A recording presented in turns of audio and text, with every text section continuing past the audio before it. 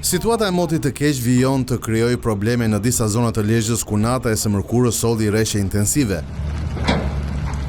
Në Tale, niveli në lagun ka ushtruar presion mbi argjinaturën e cila është dëmtuar duke lejuar depërtimin e ujit drejt zonave të banuara.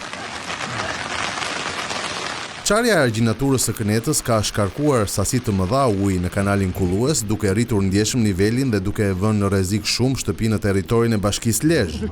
Banorët thonë se ky problem ishte i njohur prej kohësh dhe se segmenti dëmtuar duhet ishte forcuar më herët për të shmangur akumulimin e prurjeve. Ndërkohë, aksi rrugor Rëshen Bukmir në Mirdit vijon të jetë i dëmtuar rënd pas rreshjeve të fundit, duke u bërë vështirësisht i kalueshëm për automjetet. Në disa segmente janë regjistruar shembje të konsiderueshme. Rreshjet e pandërprera kanë rënduar situatën për disa familje në fshatin Brut Shtëmatit. Prej 2 ditësh uji i është afruar shtëpive, ndërsa ka dëmtuar një pjesë të argjinaturës edhe të rrugës që i lidh me pjesën tjetër të fshatit.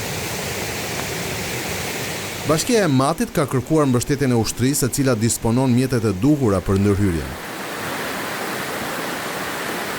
Situatë problematike mbetet edhe në rrugët rurale, kur shumë prej tyre kalohen vetëm me mjete të larta.